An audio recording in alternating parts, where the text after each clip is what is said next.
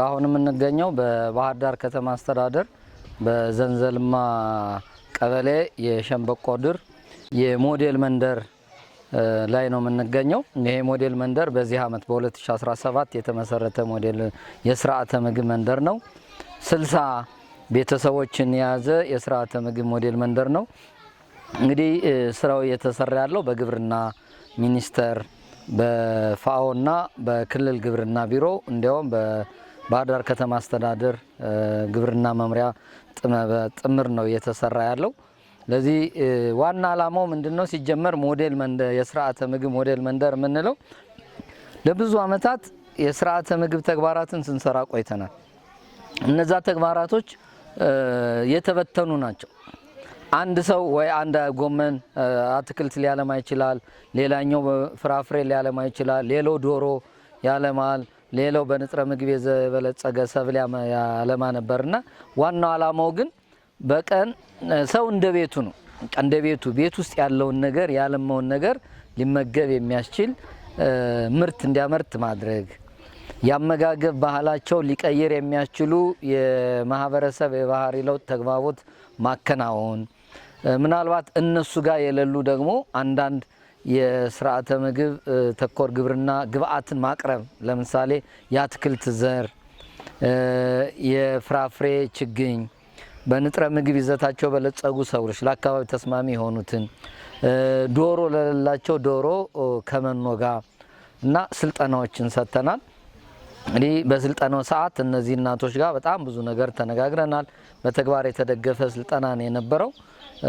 በመሃል ግብአቶች የሌላቸው እንዲያቀርብ አድርገናል። ዛሬ ደግሞ እንግዲህ በእያንዳንዱ ባለው የስድስት የምግብ ምድብ እንዴት ምግብን ወጪ ቆጣቢ በሆነ መልኩ ማዘጋጀት ይቻላል የሚል ነው የተግባር ስራ እየሰራን ያለ። እንዳያችሁት ስድስቱ 60ዎቹ ሰዎች በስድስት ቡድን ተከፍለው በስድስቱም የምግብ ምድብ ነው ራሳቸው እየሰሩ በሰለጠኑበት መሰረት እኛ ጋይድ እያረግናቸው ስራዎችን የሰሩት። በዋናነት እዚህ የምግብ ዝግጅት ላይ የአትክልት እንዴት ማዘጋጀት ይቻላል። ትክክል ነው፣ አትክልት በየቤታችን እንመገባለን። ግን አዘገጃጀቱ ችግር አለበት፣ በጣም የመብሰል ችግር አለበት። ብዙ ጊዜ እኛ ጋር የምናደርገው አትክልት እሱን በአግባቡ እንዲያበስሉ የማድረግ ነገርና በአካባቢው ባለው እንግዲህ በአመጋገባችን አትክልት ላይ ችግር አለበት። በማንኛውም በተለኛ ክልል አመጋገባችን ላይ የአትክልትና የፍራፍሬ ገበታችን ላይ በጣም ያንሰዋል። የእንስሳት ተዋጽኦ በጣም ያንሰዋል። የቅባት እህል የምንላቸው እንደነ ሱፍ፣ ተልባ፣ ኑግ እነዚህ ተፈትፍተውም ሊሆን ይችላል የምንጠጣቸው፣ እነዚህን ያንሰዋል የኛ ገበታ። ለዚህ ይህን ችግር የሚቀርፍ ራሳቸው እየሰሩ ትምህርት የወሰድንበት ነው። አብዛኛውን ግብአቶች እዚህ ነው ያገኘ ነው። እንዳያችሁት እንቁላል እዚህ መንደር የተመረተ እንቁላል ነው ያገኘ ነው። አሳ እዚህ ሞዴል መንደር አንደኛው ሞዴል መንደር ላይ በኩሬ ልማት የለማ አሳ ነው የተጠቀምነው። ወተት እዚሁ ያለ ወተታቸውን ነው የተጠቀምነው። አትክልትም እንደምታዩት ይሄ በሙሉ ፍራፍሬና አትክልት ነው። ዙሪያውን ግሪን ሃውስ አለ፣ የፕላስቲክ ጓሮ ልማት። እነዚህ ፍራፍሬዎች ነው ይሄንም ምርቱን ያገኘ ነው። ከከተማኛ ይዘን የመጣ ነው። ዘይት ነው ይዘን የመጣን፣ ገዝተን ይዘን የመጣን። እዚህ የማይገኙትን ነገር ጨው ነው ይዘን የመጣን፣ አንዳንድ ማጣፈጫዎችን ነው ይዘን የመጣን እንጂ አብዛኛው እዚህ የተዘጋጀ ነው ያየነው። እንዳያችሁት እንጀራ ከተለያየ መልኩ የተሰራ እንጀራ ነበረ። ከጤፍ ብቻውን የተዘጋጀ ከብርቱካናማ ስኳር ድንች የተዘጋጀ እንጀራ ነበር። ዳቦ አለ ከብርቱካናማ ስኳር ድንች እና ከስንዴ የተዘጋጀ ዳቦ ነበር። እንዳያችሁት ከጥራጥሬ እህል ምስር ወጥ ነበር። የቦሎቄ ወጥ አብሮ ነበረ። ራሱ ቦሎቄው ተዘጋጅቶ ነበር። ይሄ ሁለተኛው ምድብ ነው ከእንስሳት ቀጥሎ። ሶስተኛው የቅባት እህል ነው። እንዳያችሁት የሱፍ፣ ተልባ፣ ኦቾሎኒ እንደነዚያ ነገሮችም በሶስተኛ ምድብ ራሳቸው ሰርተው የተመገቡበት ነገር ነበር። አትክልት ላይ ዱባ አለ። እኛ ማህበረሰብ ዱባን ዝቅተኛ ገቢ ላለው ማህበረሰብ ብሎ ሰው የሚያስበው ነገር አለ። ግን በተለያየ ነገር አበልጽገንም ብቻውን መጠቀም እንችላለን። በስጋ አሁን ስጋ ጨምረንበት በጣም ቀምሰውታል። በጣም ጥሩ ነው። ዱባ ብቻውን ተዘጋጅቶም ቀምሰውታል። ይሄ በጣም ጥሩ ነው። ጎመን በተለያየ መልኩ አዘጋጅተን ጎመንም እንደዚሁ ሰው የተመኘ ህፃናቶች አሉ እንዳያቸዋት ለህፃና የሚጠጣ ወተት ነበር። ወተት ብዙ ጊዜ ሰው ቤቱም ውስጥ ወተት እያለ ለህፃናት ወተት የመስጠት ችግር አለ።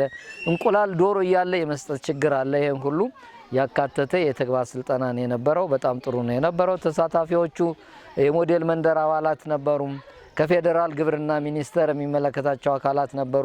ከክልል ግብርና ቢሮ እና ከአጋር አካላት የሚመለከታቸው አካላቶች ነበሩ። ከባህር ዳር ከተማ አስተዳደር እንደዚሁ ኃላፊዎችና ባለሙያዎች ነበሩ። ቀበሌ የትምህርት መምሪያ ሰዎች፣ የጤና መምሪያ ሰዎች እኛ ጋር አብረውን ነበሩ። ከዛም ባለፈ ቀበሌ ላይ እየሰሩ ያሉ ሁሉም ቴክኒክ ኮሚቴ የግብርና፣ የጤና፣ የትምህርት እና የቀበሌ አመራሮች የተሳተፉበት የምግብ ዝግጅት ሰርቶ ማሳያ ነው የነበረው። እንደኛ እንደ ዘንዘልማ ቀበሌ ስርዓተ ምግብን ተግባራዊ ለማድረግ ስልጠናም ተሰጥቶናል ለባለሙያዎች። ወደዚህ ተግባርም ከመግባታችን በፊት እንደ ቀበሌም እንደ ከተማ አስተዳደሩም ዘንዘልማ ተመርጦ ሞዴል መንደር መርጠን ከሞዴል መንደሩም ባሻገር ለምናገኘው አጥቢና ነፍሰ ጡር እናቶች ትምህርቱን እንሰጣለን ከጤና ኤክስቴንሽኖች ጋር ጎን ለጎን።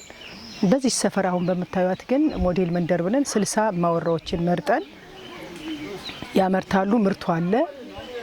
ለስርዓተ ምግብ የሚሆን እንስሳት ተዋጽኦም አለ። እዚሁ የላም የወተት ላሞችም አሏቸው። ዶሮዎችንም እኛም አቅርቦት አቅርበናል። የጓሮ አትክልትም አላቸው። ፍራፍሬም እንደምታዩት በፍራፍሬ የታደለ ነው አካባቢው።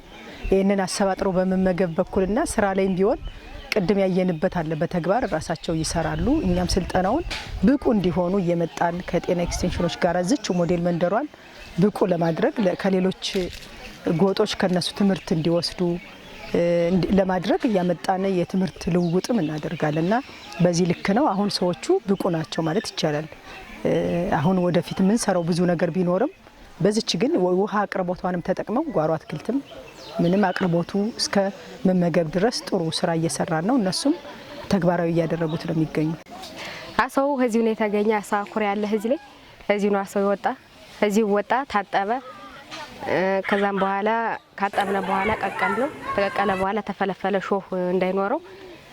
ተፈለፈለ በኋላ ደግሞ ራሱ ለብቻው ተቆላላና አብሮ ከወጡ ጋር እንዳይከሰከስ ለብቻ በሳህን ተዘጋጀ።